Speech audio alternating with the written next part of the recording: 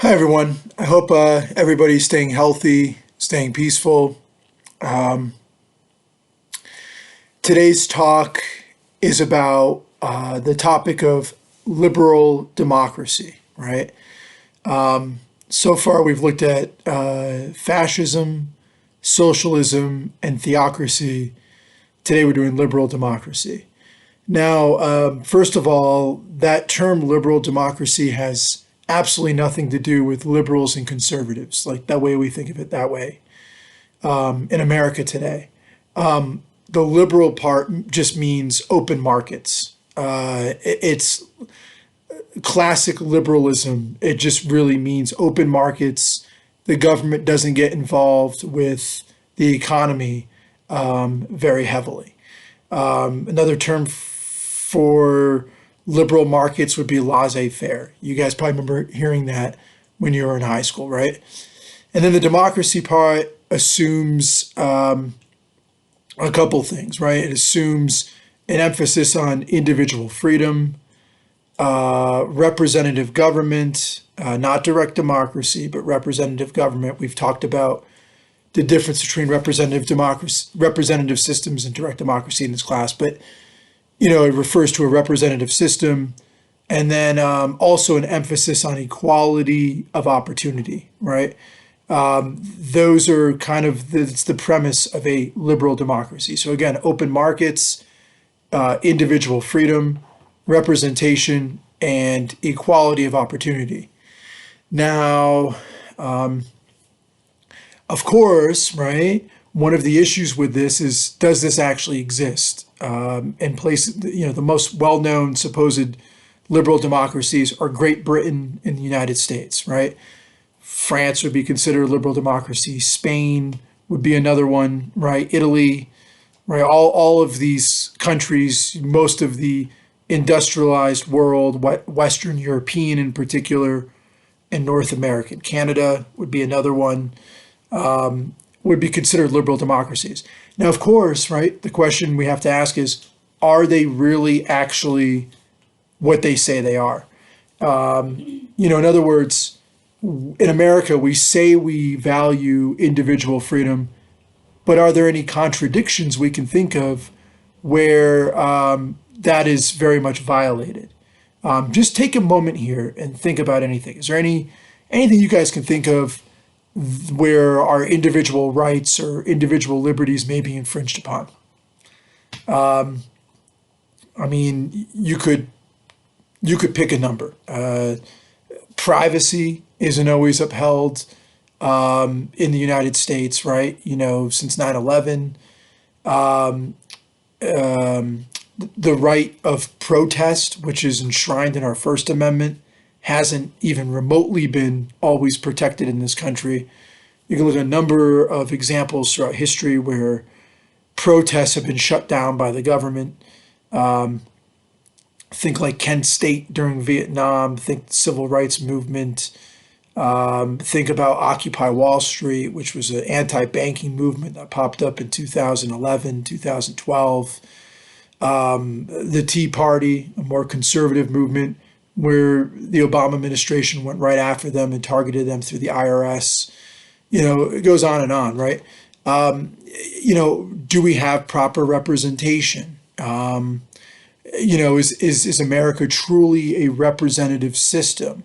In other words, do our representatives reflect the will of the people in their decision making? Do they even reflect the demographics of the average population? I think I shared this with you guys. For the first time in recorded U.S. history, I think these figures go all the way back to 1920. Every single one of our senators, all 100 senators, are multimillionaires. That's never happened, where every single member of the Senate is a multimillionaire. So do they even really represent us? And we watched that clip. I think it was titled "Corruption is Legal in America." I'm pretty sure I showed you guys. And it talks about how when the American population wants something passed, the majority, you know, there's very little chance of it actually happening. And then it showed what that the if you're a part of the wealthy class, or you're part of the corporate class in America, you represent big corporations, you will get what you want from the representatives, right? So so are we really representative? And so again, another hallmark of a supposed liberal democracy, besides individual freedom and representation, is equality of opportunity. Do we have equality of opportunity here in America? Some of us do, right? But we know that in this country, wealth inequality is huge. We're somewhere, I think I showed you guys the chart back in February. We're somewhere around Mexico and Iran in our gap between rich and poor. So it's like we have one of the worst gaps between rich and poor. It's proven if you're part of the more wealthy classes, you have a much more easy time in our system than if you're poor.